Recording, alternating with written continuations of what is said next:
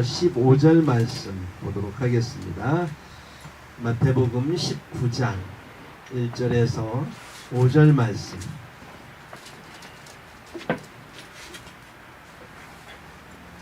다 같이 하나님의 말씀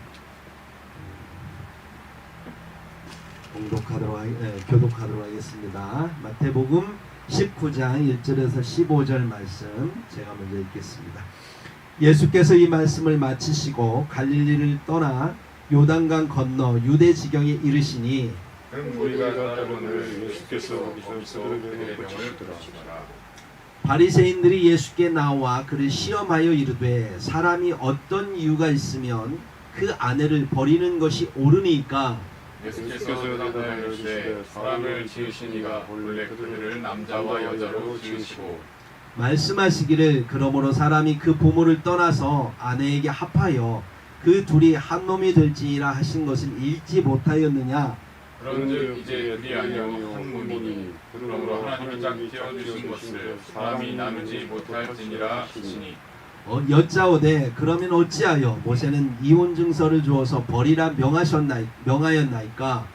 예수께서 이르시되 모세가 너희 마음의 완악함 때문에 아내 버림을 허락하였거니와 원래는 그렇지 아니하니라. 내가 너희에게 말하노니 누구든지 음행한 이유 외에 아내를 버리고 다른 데 장가드는 자는 가늠함이니라. 제자들이 이르되 만일 사람이 아내에게 이같이 하시되 장가 들지 않는 것이 좋겠나이다. 예수께서 이르시되 사람마다 이 말을 받지 못하고 오직 타고난 자라야 할지니라.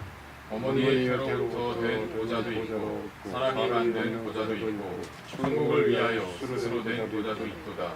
이 말을 받을 만한 자는 받을지어다. 그때의 사람들이 예수께서 안수하고 기도해 주심을 바라고 어린아이들을 데리고 오매 제자들이 꾸짖거늘 예수께서 이르시되 어린아이들을 용납하고 내게 오는 것을 금하지 말라. 천국이 이런 사람의 것이라 하시고 함께 있습니다. 그들에게 안수하시고 거기를 떠나시니라. 아멘. 예, 다 같이 앉으시고요. 오늘 말씀의 핵심 구절은 9절입니다. 같이 한번 함께 합심해서 읽겠습니다. 9절입니다. 시작. 내가 너에게 말하노니 누구든지 음행한 이유 외에 아내를 버리고 다른 데 장가드는 자는 가늠함이니라. 아멘. 요즘 시대에 정말 하기에 난처한 설교, 오늘 본문 설교입니다. 네. 여러분 아시다시피 이혼하는 사람들이 굉장히 많아졌고 재혼하는 사람들도 많아진 시대죠. 요즘에 청년들 가운데 MZ세대들의 신조어가 있습니다. 자만추 들어보셨나요? 자만추. 자연스러운 만남 추구. 근데 그게 아니고요. 자고 만남 추구랍니다. 자만추. 좀 간통도 죄가 되지 않는 시대가 됐죠. 그래서 이러한 시대에 그 결혼이란 주제를 가지고 성경을 근거로 해서 설교한다는 건 참 힘든 시대가 되었습니다.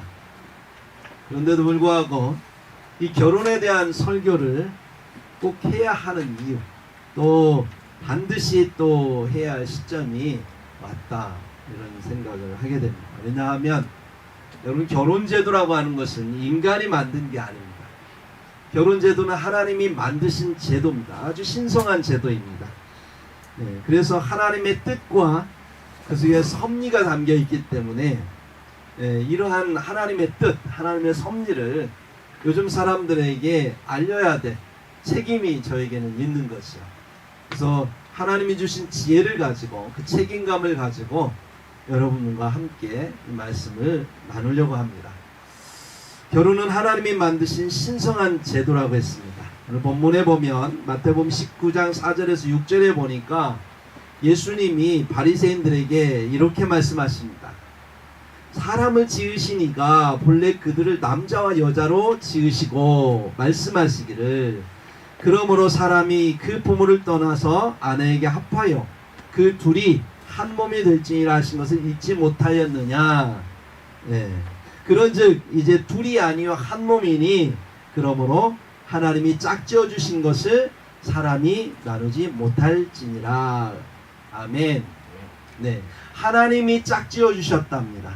결혼이라고 하는 것은 내가 우연히 만나서 서로 좋아지게 되고 사랑하게 돼서 내가 하는 줄 알았는데, 하나님이 우연히 만나게 한 게 아니라 하나님이 만나게 해주셨고 짝을 지어 주셨고, 그래서 우리의 결혼은 하나님께서 결혼하게 해주셨다는 거예요. 그래서 우리가 함부로 나눌 수 없다라고 성경은 분명하게 말씀하고 있습니다. 하나님이 결혼 제도를 통해서 인류 역사 속에 하나님의 뜻을 펼쳐 오셨습니다. 여러분, 역사가 시작할 때 보십시오. 아담과 하와가 역사를 시작하는 데 있어서 결혼 제도를 시작해요. 하나님 앞에서 아담과 하와가 결혼을 해요. 여러분, 요즘에 뭐 이렇게 결혼식장 가면 다양한 방식으로 결혼식을 하더라고요. 옛날에 우리가 이 서양에서 들어온 그 전통적인 결혼 방식은 여러분 아시는 것처럼 신랑이 이렇게 주례자 앞에 딱 가서 먼저 섭니다. 그리고 신부가 아버지 손을 붙잡고 웨딩마치에 의해서 가지요. 그러면 신랑이 와서 이제 인사를 하고 신부를 넘겨받습니다. 그리고 주례자 앞에 딱 서는 것이죠. 이게 아주 성경적인 거예요. 왜냐하면 그러한 하나님 앞에 어떻게 보면 주례자는 말씀을 붙들고 선대요. 그래서 말씀을 붙들고 있는 주례자는 하나님이시죠. 하나님을 대신해서 섰기 때문에 그 하나님 앞에서 이 남자와 여자가 하나가 된다는 의미가 있기 때문에 그러한 예식을 했던 것입니다. 어쨌거나 이러한 예식은 창세기 2장에 22절에서 25절에 나오는 아담과 하와의 결혼을 통해서 역사는 시작이 됐어요. 여러분, 역사를 마칠 때도 하나님 어떻게 역사를 마치는지 아십니까? 요한계시록 19장에 보면 어린 양의 혼인잔치가 나옵니다. 우리는 교회입니다. 교회는 예수님의 신부예요. 예수님은 교회의 남편 되시는 거예요. 신랑 되시는 거예요. 그 신랑과 신부가 만나서 뭐 하냐면 혼인잔치래요. 어린 양의 혼인잔치로 역사는 하나님이 마감하시려고 합니다. 그 혼인잔치로 시작해서 혼인잔치로 끝나는 게 역사입니다. 참 신기하죠? 또 주님께서 이 땅에 오실 때도 어떻게 오셨느냐? 마리아와 요셉이 결혼해 갖고 왔어요. 결혼식을 통해서 온 거예요. 물론 초라했지만 그러나 하여튼 결혼식을 통해서 왔고, 또 예수님께서 사역을 시작하실 때도 가나의 혼인잔치에서 공생애를 시작하십니다. 결혼이라고 하는 건 이렇게 하나님께서 중요하게 생각합니다. 역사를 열 때도, 역사를 마칠 때도, 또 역사의 중요한 일을 할 때에도 주님은 결혼식을 통해서 하나님이 일을 하셨던 걸 봅니다. 이게 바로 결혼제도 속에 하나님이 담아 놓으신 섭리입니다. 여러분, 말라기 2장 15절에 보면 이런 말씀이 있습니다. 그에게는 영이 충만하였으나 오직 하나를 만들지 아니하셨느냐. 아담 하나를 만들었다는 거예요. 어째 하나만 만드셨느냐? 하나만 만든 게 아니라 아담을 통해서 둘을 만들었다는 거예요. 그래서 아담과 하와가 된 거죠. 그래서 무엇을 하려고 했냐? 이는 경건한 자손을 얻고자 하심이라. 그러니까 아담과 하와를 결혼시킨 이유가 뭐예요? 경건한 자손을 얻기 위한 거예요. 아담으로부터 인류는 시작이 됐습니다. 아담의 뿌리가 하와고 하와와 아담이 하나가 돼서 가인과 아벨을 낳고, 그리고 인류는 계속해서 한 뿌리에서 진행되어 왔던 거죠. 하나님의 뜻은 그러한 한 뿌리 속에 경건한 자손, 하나님의 거룩한 자손, 이렇게 하나님의 형상과 모양을 닮은 그리스도의 자손을 이 땅에 퍼뜨리는 것, 하나님의 꿈이시고 하나님의 섭리였습니다. 결혼은 그래서 우리에게 주신 하나님의 제도입니다. 두 번째는 하나님과 우리 사이의 관계가 얼마나 밀접한 관계인지를 주님은 우리에게 결혼을 통해서 이해시키고자 했어요. 여러분, 결혼이라고 하는 걸 잘 묵상하셔야 됩니다. 이 결혼은 그냥 주어진 게 아니에요. 하나님께서 우리와 하나님과의 관계를 이해시키는 거예요. 여러분, 결혼이 없었다면 우리는 서로 하나님과 우리 사이의 관계를 이해할 수가 없어요. 그래서 호세아 2장 19절에서 20절에 보면 내가 내게 장가들어 영원히 살되 공의와 정의와 은총과 긍휼의 여김으로 내게 장가들며 진실함으로 내게 장가들리니 내가 여호와를 알리라. 계속해서 주의 백성들에게 내가 너에게 장가든다. 그래서 영원히 살겠다. 또 내게 장가들고 내게 장가들리니 아주 3번씩이나 강조하고 있는 거예요. 그러니까 우리가 이 결혼이라고 하는 것에 대한 경험을 하지 않으면 이게 무슨 의미인지 잘 몰라요. 우리 민우는 잘 모를 거예요.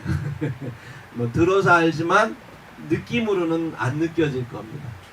여러분 결혼한 사람들은 결혼이 뭔지를 알잖아요. 그래서 하나님과 우리 사이의 관계, 이 관계를 하나가 된다는 것, 부부가 하나 된다는 것, 이게 이런 게 하나됨이구나 라고 하는 걸 느끼죠. 부부는 전혀 다른 존재지 않습니까? 참 지금도 제가 20년 이상을 살아봤지만 모를 때가 많아요. 참 신선해요. 저와 다르니까 어떤 때는 참 귀엽고 신선하고 참 어떻게 저런 사람들이 저렇게도 살 수 있네? 어떻게 저렇게 하지? 참 신기하기도 하고요. 그래요. 그래서 달라서 참 좋은데 어떤 때는 그것 때문에 힘들 때도 있죠. 내 마음 같지 않아서 힘들 때도 있긴 해요. 그래서 서로 갈등할 때도 있어요. 그런데 신기하죠. 함께 하나가 되고 나면 그러면 또 언제 그랬느냐는 듯이 서로 간에 아주 격이 사라져서 아름다운 하나의 모습을 느낄 수 있습니다. 하나님과 우리 사이는 그렇다라고 하는 거예요. 하나님과 우리 사이를 주님께서, 그래서 주님은 우리에게 장가든다라고 표현하십니다. 이것을 알려면 이 결혼 제도를 우리가 경험하지 않으면 알 수 없는 거죠. 또 3번째, 그리스도와 성도의 관계는 어떠해야 하는지 결혼 관계를 통해서 깨닫게 하십니다. 에베소서 5장 22절 또 24절에서 25절에 보면 아내들이여 자기 남편에게 복종하기를, 그냥 아내들이여 자기 남편에게 복종하라 하고 끝난 게 아니고요. 그렇게 하기를 어떻게 하냐? 죽게 하듯 하라 하는 거예요. 죽게 하듯 하라. 교회가 그리스도에게 하듯 아내들도 범사에 자기 남편에게 복종할지니라. 이게 부부관계를 통해서 교회와 그리스도의 관계를 우리가 이해하고, 또 바꿔 말하면 그리스도와 교회의 관계를 통해서 부부의 관계를 이해하라는 거예요. 하나님이 그렇게 우리를 이해시키고 있어요. 남편들아 아내 사랑하기를 그리스도께서 교회를 사랑하시고 그 교회를 위하여 자신을 주신 같이 하라, 이렇게 말씀하십니다. 아내를 사랑하는데 얼마나 사랑해야지? 그거에 대해서 그리스도께서 교회를 사랑하는 만큼 그렇게 사랑하라는 거예요.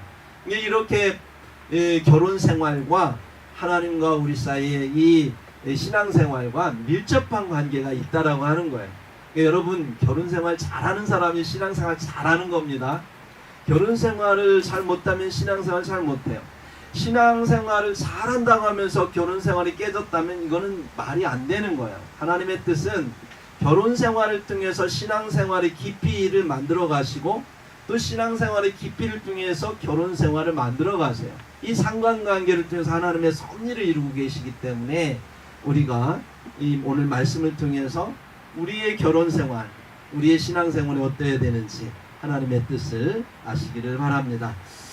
마지막에 예수님이 재림하실 때 예수님과 성도들의 만남이 얼마나 행복할지, 얼마나 영광이 될지, 얼마나 귀한 만남이 될지 결혼을 통해서 우리에게 이해를 시키고 있다는 겁니다. 요한계시록 19장 7절 9절 보면 우리가 즐거워하고 크게 기뻐하며 그에게 영광을 돌리세 어린 양의 혼인 기약이 이르렀고 그의 아내가 자신을 준비하였으므로 9절 천사가 내게 말하기를 기록하라 어린 양의 혼인잔치에 청함을 받은 자들은 복이 있도다 하고, 이런 말씀이 있습니다. 여러분 제가 지금까지 살아가면서 제가 참 왕같은 대접을 받은 경험이 딱 한 번 있습니다. 모든 사람이 저에게 집중하더라고요. 모든 사람이. 그리고 제가 중심에 서 있더라고요. 그때는 화려한 옷을 입어도 누가 뭐라고 하지 않더라고요. 제가 열심히 딱 걸어가면 모두가 저를 바라봐주고 모두가 칭찬해주고 너무 기뻐해주고 축복해주는 그때가 언제였냐? 느끼시죠? 결혼식입니다. 지금까지도 그렇게 저를 높여주고 저에게 영광을 주고 저에게 기쁨을 주고 저를 축복해주는 때는 한 번도 경험하지 못했습니다. 결혼식만큼 그렇게 모든 사람들이 축하해주고 막 이렇게 하는 그런 황홀한 경험을 해본 적이 없어요. 그렇게 결혼식은 우리에게 하나님이 만들어 놓으신 가장 행복한 시간이었고 정말 기억할 만한 그런 시간이었잖아요. 그죠? 결혼식이 여러분 막 악몽 같았나요? 좀 힘들긴 하더라고요. 계속 서 있어야 되고 뭐 그러긴 한데 너무 행복한 거예요. 모든 사람들이 와서 다 저만 집중하니까요. 예. 그래서 내 존재감, 내가 정말 이 땅에 태어나 있고 존재한다는 것이 얼마나 행복한가를 진짜 그때만큼 느껴본 적이 없어요. 예수님과 만났을 때의 그 느낌, 그 혼인잔치에 여러분 그런 느낌보다 더 만배, 10만 배 정말로 엄청난 기쁨이 성도들에게 있을 거예요. 온 세상에 있는 모든 만물들이 그 혼인잔치를 축복하고 거기에 참여한 성도들을 축복할 거예요.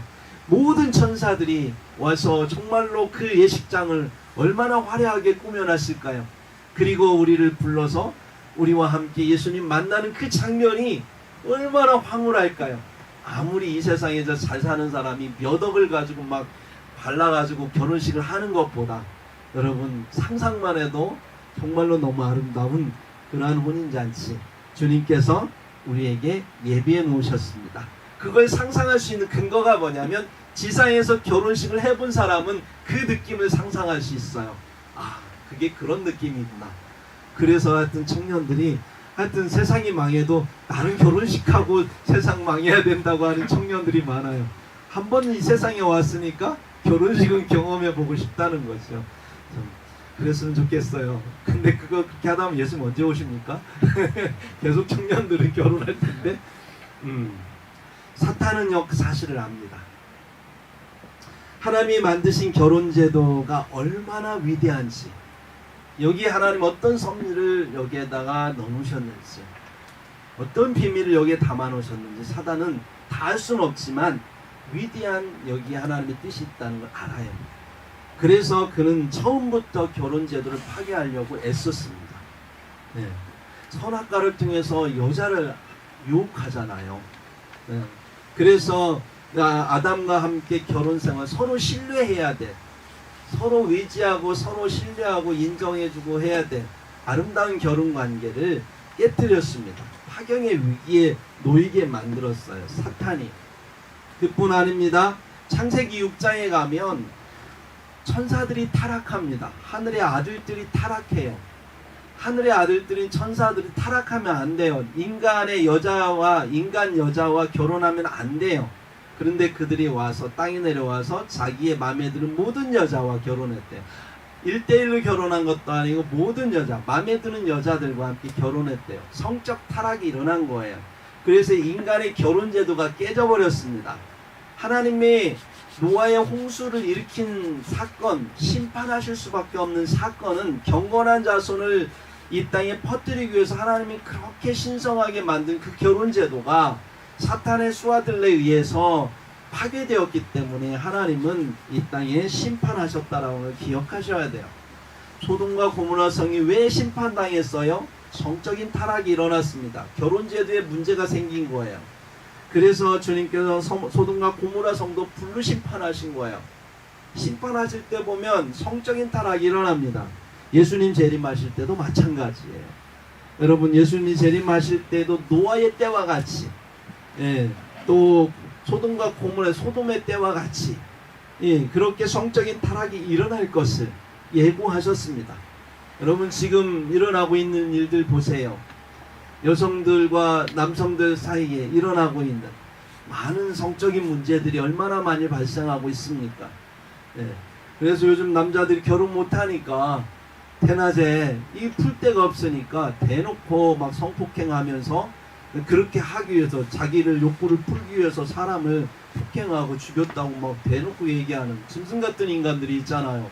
그 짐승 같은 인간들이 왜 그렇습니까? 인간에게 주신 이 성에 대한 것을 다스리지 못하니까 세상은 그렇게 타락해가고 있는 거예요.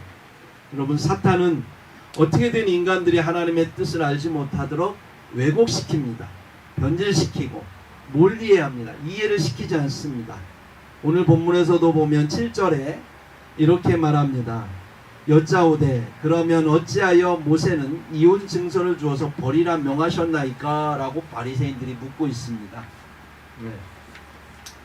하나님이 결혼 제도를 주신 이유가 있는데 거기에 관심이 없어요. 잘 몰라요. 이 결혼 제도를 통해서 하나님이 어떤 뜻을 이루고자 하는지도 몰라요. 관심이 없어요. 네. 그래서 오직 이 결혼 제도를 통해서 힘 있는 남자들, 그때 당시에는 남자들이 힘이 있었으니까 그 남자들 입장에서 이 결혼 제도를 가지고 자기의 성적 쾌락을 만족시키고 채우는 전유물로 생각했던 거예요. 그래서 1인 막 다처제하고, 네. 그래서 여자를 이용합니다. 그러다 마음에 안 들면 어떤 이유를 대서든 그를 갖다가 내치기 위해서, 근데 합법적으로 내쳐야 되거든요. 그러니까 모세의 이혼 증서를 가지고 합법적으로 내치고자 했던 거예요. 합리화하는 거죠. 얼마나 악합니까? 네. 그러면서 나는 이렇게 여자를 내치는 것은 당연하다는 거예요. 우리나라도 보면 칠거지약이 있었잖아요. 칠거지약에 걸리면 소박당한다고 하지 않습니까? 예, 여자 입장에는 말도 안 되는 건데, 오늘날 같으면 말도 안 되는 얘기인데 그때는 그게 통용이 됐던 거죠.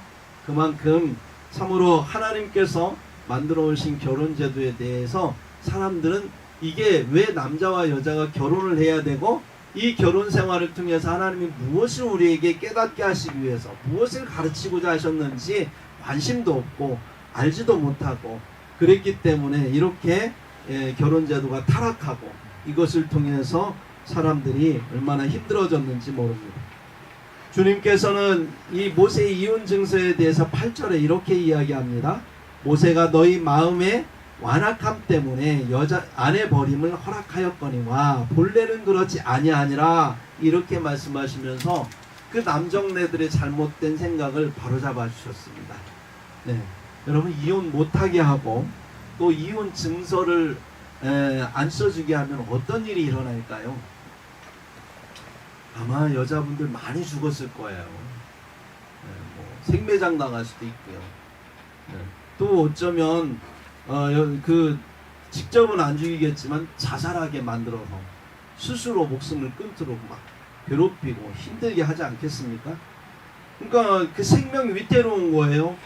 그냥 이혼하지 말아라 그러면, 원래 결혼제도는 서로 행복하게 살라고 했는데 약한 여자 입장에서는 이 결혼제도 때문에 목숨이 위태로워지는 거예요. 그 죽을까봐 그 목숨을 귀하게 여기고 그 목숨이라도 살리기 위해서 모세의 이혼 증서를 모세가 써주도록 허락했던 거지요. 네.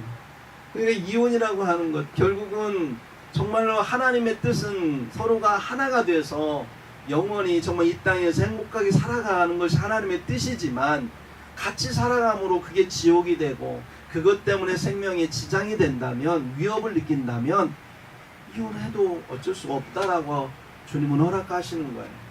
네. 기분 좋게 허락하는 것도 아니고 그래야 된다라고 허락하는 게 아니라 어쩔 수 없어서 생명을 살리기 위해서. 참으로 그러므로 결혼하는 형제들이요, 결혼을 준비하는 우리 젊은 청년들이요, 사랑하는 것이 무엇인지를 배워야 됩니다. 네? 가정이 무엇인지, 결혼이 무엇인지, 남녀간의 아름다운 성이 무엇인지, 하나님의 뜻은 어디에 있는지 깨닫고 결혼해야죠. 배우고 결혼해야죠. 무작정 그냥 결혼하면 문제가 되는 거예요. 오늘날 이 사회가 이렇게 시끄러운 것은 잘 모르고 그냥 결혼했기 때문에 그렇습니다. 네. 얼마나 남자들이 자기 아내가 싫으면 갖가지 트집을 잡아서 이혼하려고 하는지 9절에 보니까, 내가 너에게 말하노니 누구든지 음행한 이유 외에 여자를 버리고 다른 데 장가드는 자는 간음함이니라. 예. 그래서 음행한 이유 외에는 이혼하지 말라는 거예요. 음행한 이유 외에는. 근데 요즘에는 뭐 경제적인 이유, 뭐 성격 차이라고 하면서 성적으로 만족하지 못하는 이유, 뭐 여러 가지 이유가 있더라고요. 어쨌거나 참지 못해서 그런 것들을 인내하고 참고 받아주고 하면서 서로 견디면서 해야 되는데 못 참으니까 그것 때문에 오히려 관계가 깨지고 그것 때문에 생명이 위태로워지면 어쩔 수 없는 거지만, 하여튼간에 안타깝습니다. 예. 주님은 이 결혼 제도가 계속해서 유지되기를 바라셨고요. 그랬는데도 제자들이 하는 말이 뭡니까? 10절에 보니까 만일 사람이 아내에게 이같이 할진대 장가들지 않는 것이 좋겠나이다. 그러니까 제자들이라고 해도 예수님이 왜 결혼 제도를 하나님이 만드셨는지 잘 모르니까요. 차라리 그냥 남녀가 따로 살았으면 좋겠다. 예, 뭐 이렇게 복잡하게 결혼 제도를 만들어 가지고 서로 지지고 볶고하면서 서로 다른데 예, 저렇게 막 문제들이 많이 발생하냐, 차라리 혼자 살게 하는 게 낫지 않느냐라고 제자들이 이야기를 하고 있는 거죠. 정말로 이 결혼에 대해서 무지한 제자들의 모습입니다. 오늘날 이 사회가 이렇게 된 것은 우리 그리스도인들의 책임이 크죠. 왜냐하면 우리들이 말씀에 대해서, 이 결혼에 대해서 하나님의 말씀을 잘 알지 못하니까 그런 부분에 대해서 우리 자녀들에게 알려주지 못했고, 우리 주변 이웃들에게, 후배들에게 알려주지 못했고, 우리가 그렇게 살아내지 못해서 사회는 그 하나님의 뜻을 모르기 때문에 그렇습니다. 그러므로 우리가 그리스도인으로서 세상의 책임감을 가지고 정말 결혼이란 무엇이냐라고 하는 것에 대해서 하나님의 섭리를 배워야 되겠습니다. 하나님은요, 결혼 제도를 세상에 두시면서 하나님의 그런 신비로운 그 섭리를 갖다가 숨겨 놓으셨습니다. 결혼에는 비밀이 있답니다.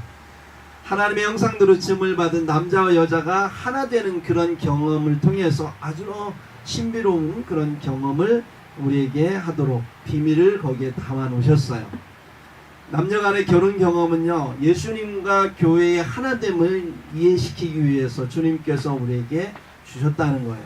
에베소서 5장 31, 32절에 보면 그러므로 사람이 부모를 떠나 그의 아내와 합하여 그 둘이 한 육체가 될지니라 하시면서 다음 말씀, 이 비밀이 크도다. 나는 그리스도와 교회에 대하여 말하노라. 바울이 이렇게 얘기합니다. 네. 앞에서 분명히 결혼 제도를 얘기하면서 그것이 그리스도와 교회에 관련된 비밀이다. 이렇게 얘기를 하는 거예요. 그러므로 여러분, 우리 그리스도가 우리의 남편이시고 교회가 그리스도의 아내로서 어떤 관계가 되어야 되는지 주님은 설명하고 있는 거예요. 여러분, 우리가 결혼 경험을 통해서 우리가 묵상해야 될 것. 아, 정말 그리스도와 우리의 관계는 이런 관계구나. 아, 내가 힘들고 어려워도, 내가 때로는 마음에 안 들어도 우리는 참지 않습니까? 서로를. 신앙생활 하면서 예수님께서 제가 원하는 대로 해주지 않으실 때도 있잖아요. 네, 솔직히 예수님이 마음에 다 안 들 때도 있잖아요. 그죠? 내 마음대로 잘 안 될 때 있거든요. 그렇지만 우리가 그것을 참아내고 인내합니다. 네. 남편 입장에서 마음에 안 들지만 또 남편 나름대로 이유가 있습니다. 못해지는 이유가 있는 거예요. 그렇다고 해서 아내를 사랑하지 않느냐? 사랑합니다. 그러나 남편 입장에서는 이유가 있으니까 못해주는 거예요. 그렇지만 아내는 여전히 마음이 안 들 수도 있지요. 그러나 그걸 참고 인내하고 지나다 보면 남편의 깊은 마음을 이해하게 돼요. 아, 저분이 저래서 그랬구나. 그래도 여전히 나를 사랑하고 있구나. 이게 부부관계 아닙니까? 입장을 바꿔놔도 마찬가지죠. 아내가 뭐 100% 남편을 만족시키는 건 아니잖아요. 서로 똑같습니다. 그런 관계들 속에서 우리는 참고 인내하면서 서로의 사랑을 확인해 가지 않습니까? 그런 것처럼 예수님과 우리의 관계도 그렇다라고 하는 거예요. 네. 그래서 우리가 이 땅을 살아가면서 신앙생활은 어떻게 보면 예수님과 우리의 그런 관계, 신앙생활은 부부관계처럼 그런 관계를 이해하면서 주님과 함께 이 땅을 살아간다면 그것이 바로 하나님과 우리 사이를 이해하는 겁니다. 근데 여러분, 이 부부관계는 어디까지냐면요, 부부관계는 이 땅에서 사는 데까지만 부부관계가 유지가 돼요. 네. 마태복음 22장 29절 30절에 보면 예수께서 대답하여 이르시되 너희가 성경도 하나님의 능력도 알지 못하는 거로 오해하였도다. 부활 때에는 장가도 아니가고 시집도 아니가고 하늘에 있는 천사들과 같으니라. 이렇게 말씀했습니다. 근데 사두개인들이 와서 예수님은 굉장히 난처하게 질문한 게 있어요. 7 형제가 있는데 7 형제가 중에 첫째가 결혼했는데 첫째가 결혼하자마자 얼마 안 돼서 자식 없이 죽었어요. 그랬더니 둘째가 자손을 이어가기 위해서 첫째와 형수와 결혼을 했어요. 결혼하고 애를 낳았는데 못 낳고 죽었어요. 그렇게 해갖고 7째까지 첫째의 형수와 결혼을 하고 그리고서나 자식 없이 죽었대요. 근데 부활 때에 그러면 이 형수는 누구의 아내가 돼야 됩니까? 이런 질문을 했던 거예요. 참 대답하기 힘들죠. 부활 이후에 영원한 천국에 가서 부부관계가 지속된다라고 한다면 이게 굉장히 큰 문제가 되는 거예요. 오늘날은 더 문제가 되겠죠. 막 이 남자 저 남자 결혼했으니 어떻게 합니까? 그런데 주님께서 말씀하시기를 부활 때에는 천사들과 같대요. 장가가고 시집가는 게 아니라는 거예요. 예수님과 우리 사이가 부부관계로서의 그런 여기에서의 관계로서 이해할 관계지, 그 나라에 가서는 그냥 모두가 다 남녀 모두가 다 형제가 되는 거예요. 그래서 우리가 이 땅에서 하나님 아버지라 부르는 것처럼, 그러니까 여기에 있을 때 우리는 부부관계를 통해서 하나님과 우리 사이, 그리스도와 우리 사이를 배우게 하기 위해서 하나님이 주셨기 때문에 열심히 우리가 살면서 부부관계를 이루면서 하나님과 우리 사이를 깨달아가는 저와 여러분이 되기를 바랍니다. 예. 결혼제도에서 우리가 깨달아야 될 게 뭐냐? 결혼제도가 있었기 때문에 우리는 존재한다라고 하는 겁니다. 인격적인 존재가 될 수 있는 거예요. 하나님이 우리를 창조하시고 하나님의 그 형상은 성부와 성자와 성령의 삼위일체 관계적인 형상을 갖고 계세요. 셋이자 하나이고 하나이자 셋인 참으로 오묘한 관계죠. 이런 관계를 가지면서 그 관계 속에 뭐가 있냐면 사랑이 존재하는 거예요. 홀로 유아독존하면, 천하에 홀로 유아독존하면 사랑이라는 것이 존재할 수 없어요. 사랑은 적어도 둘 이상의 관계 속에서 존재하는 게 사랑입니다. 하나님은 삼위일체 관계를 통해서 하나님의 형상의 사랑의 형상을 갖는 것처럼 우리에게도 아담으로부터 하와를 분리시키셨어요. 하나였지만 둘이 된 거예요. 그런데 그 둘이 결혼해서 하나가 된 거예요. 겉으로 볼 땐 둘인데 또 마음이 하나가 되는 거죠. 오묘하죠. 네. 그 하나됨을 이어주는 게 사랑입니다. 그래서 사랑이 존재하는 거예요. 하나님의 형상인 사랑이 존재할 때 우리는 인격체가 되는 겁니다. 네. 둘이 하나가 되는 과정 속에서 우리가 얼마나 서로에 대해서 가져야 될 그러한 마음들이 있습니까? 서로에 다르기 때문에 서로를 인정해 줘야 되는 거예요. 있는 그대로 인정해 줘야 돼요. 그래야 수용할 수 있고, 또 차이가 있기 때문에 서로의 다름 가운데 차이가 있는 건 채워주고 보충해 줘야 돼요. 남자는 여자들이 약하기 때문에 무거운 거 있으면 들어줘야죠. 예. 여자들은 섬세하기 때문에 아기를 양육해야 되는 거예요. 남자들도 할 수 있고 남자한테 맡겨놨다가는 아이가 큰일 납니다. 왜냐하면 섬세하지 못하니까요. 서로가 다르니까 다른 역할에 있어서 함께 하면서, 여자를 도와줄 때 아기 양육할 때 어떻게 또 씻어줘야 되잖아요. 열심히 물 막 갖다 주고 아기 씻겨주고, 힘드는 일은 또 남자들이 도와주는 거예요.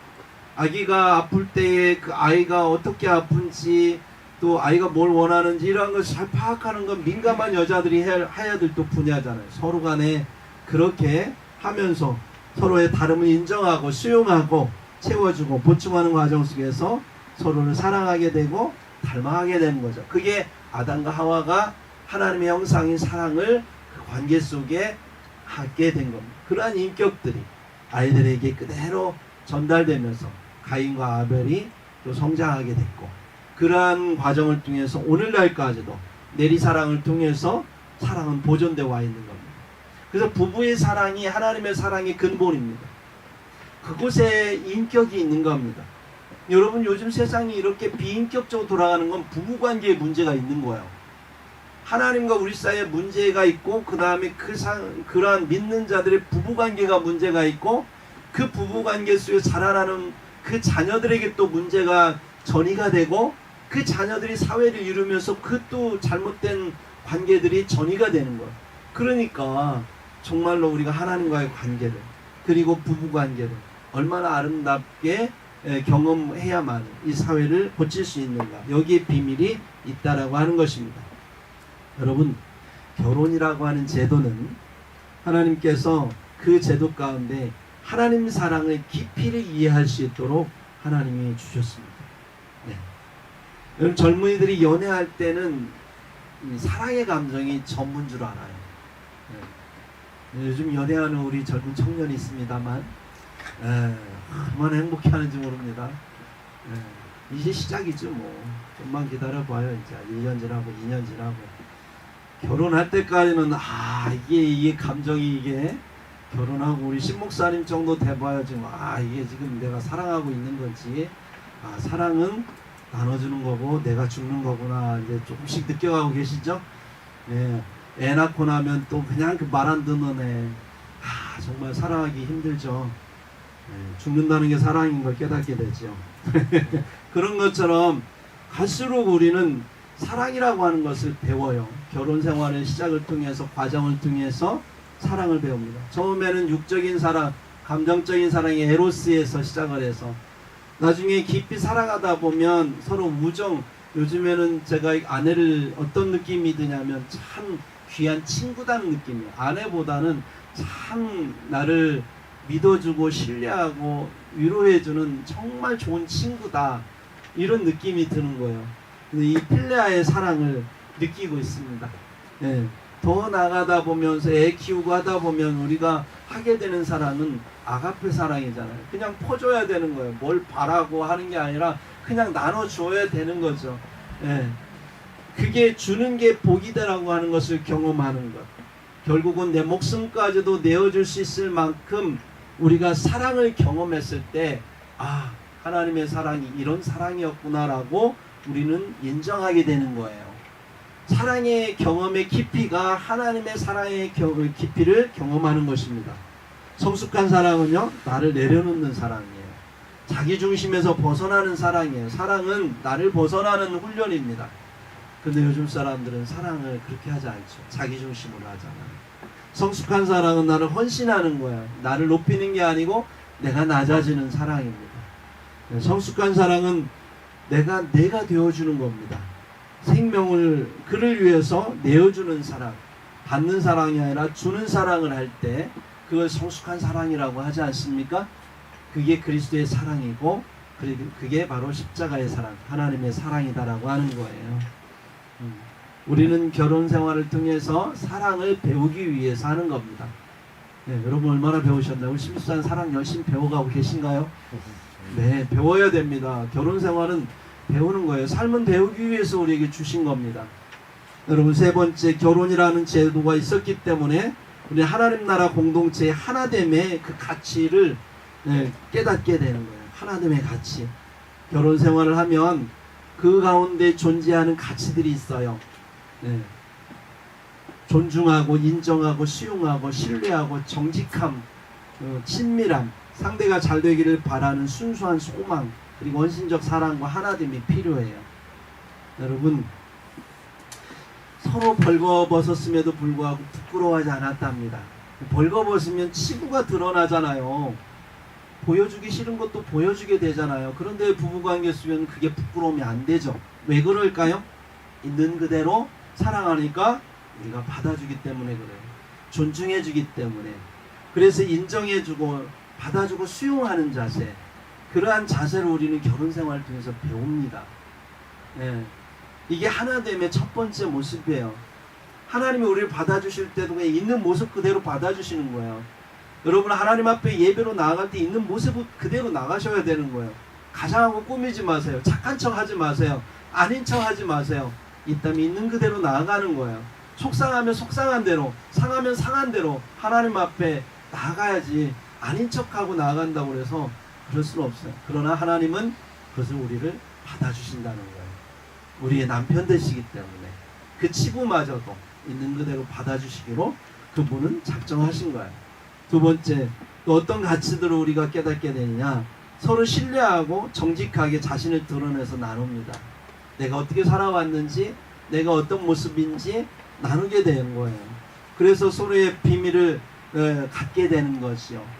여러분, 부부가 친밀할 수 있는 것은 그러한 부부 관계가 있기 때문에 그래요. 남과 공유할 수 없잖아요. 어떻게 부부 관계 가서 남하고 공유합니까? 그렇죠. 예. 근데 그 공유, 그 친밀감은 어디서 나오냐? 둘만이 가진 비밀에서 나오거든요. 여러분, 사람이 친해지기 위해서는 먹고 놀고 같이 씻고 하면 된답니다. 자고 하면. 왜냐하면 같이 그렇게 추억을 만들고 둘만의 그러한 함께 공유하는 비밀이 있잖아요. 그러면 친밀해지는 거예요. 하나님과 우리 사이에 친밀감이 있기 위해서는 하나님과 우리 사이 둘만이 갖는 그러한 시간이 있어야 되는 거예요.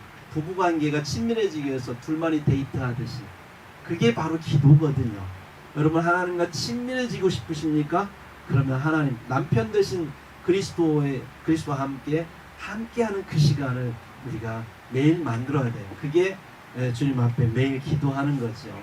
여러분, 또한 세 번째, 우리가 하나가 되는 그러한 중요한 가치는 뭐냐? 배우자가 또는 가족들이 잘 되기 위해서 서로 바라지 않습니까? 순수하게 뭘 내가 바라고 소망하는 게 아니라 서로를 바라고 소망하게 돼요. 잘 되기를 바라는 거예요. 네.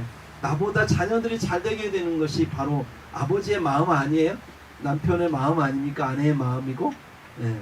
그래서 잘 되게 하기 위해, 상대가 잘 되기 위해서 헌신하는 거지요. 네. 그래서 기꺼이 하나님 앞에서 우리가 서로 헌신하고 또 공동체를 유지하기 위해서 하나가 되는 거예요. 여러분, 참으로 저도 목회하고 있지만 목회하면서 가장 어려운 것이 아내에게 어떤 짐을 나눠주는 겁니다. 정말로 아내가 다른 거 생각하지 않고 정말로 집안일을 하면서 행복하게 또 공주처럼 살아갔으면 좋겠는데 개척을 하다 보니까 그러지 못한 거예요. 그러니까 난 정말 결혼할 때는 손에 물 안 묻히게 해주고 싶고 정말 늘 공주처럼 사랑하게 대접해주고 싶은데 살다 보니까 안 그렇잖아요. 그래서 일하게 되고 또 막 지쳐서 막 쓰러지는 모습 보면 너무 안타깝고 미안하고 그렇습니다. 왜 그렇게 합니까? 사랑하니까 기꺼이 헌신하는 거예요. 상대가 잘 되기 위해서.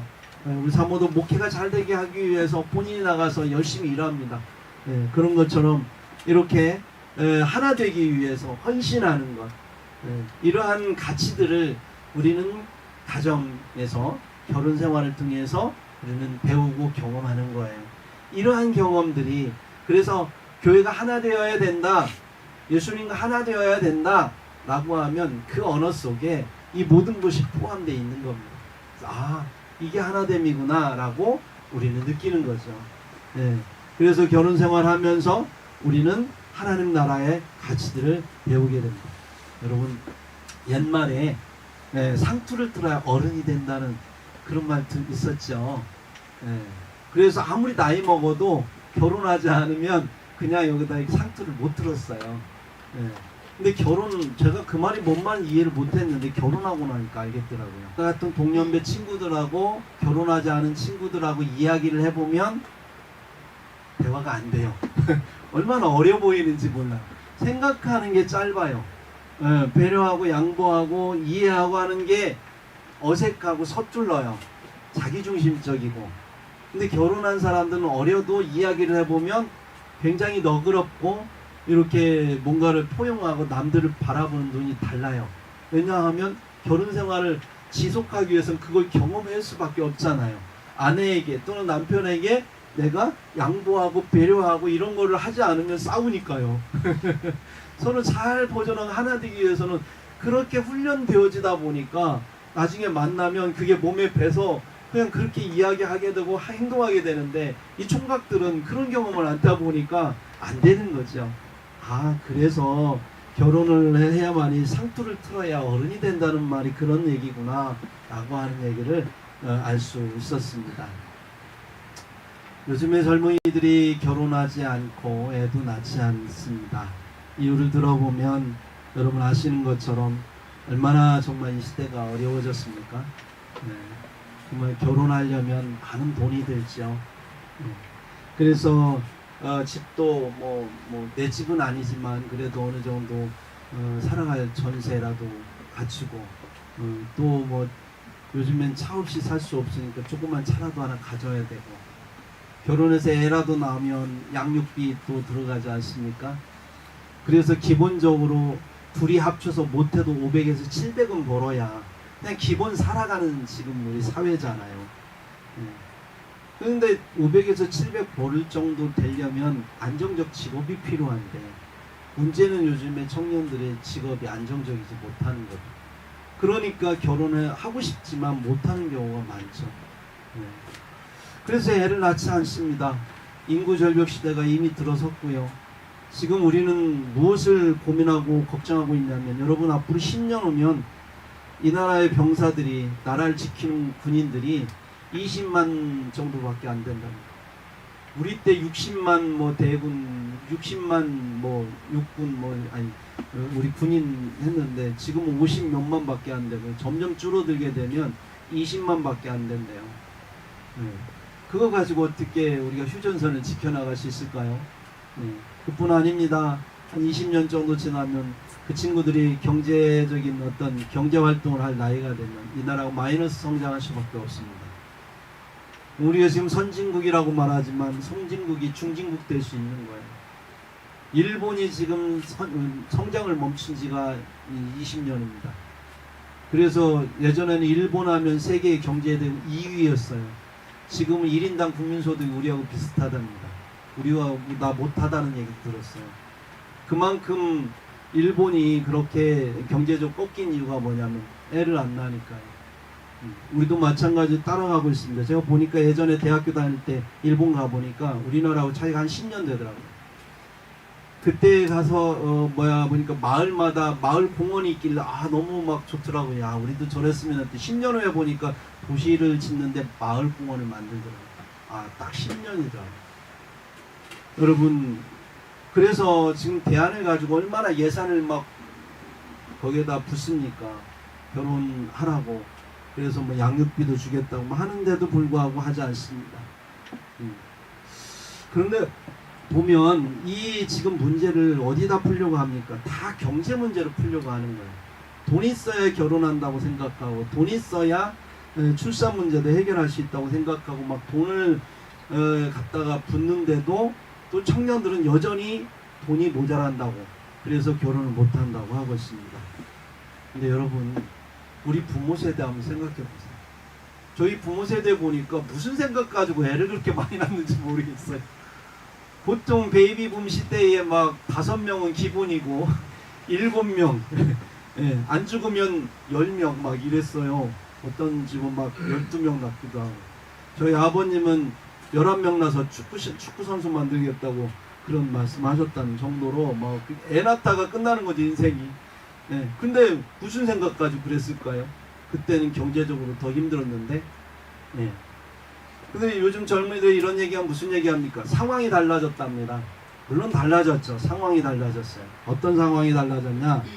부모님 세대보다 욕심이 많아졌어요.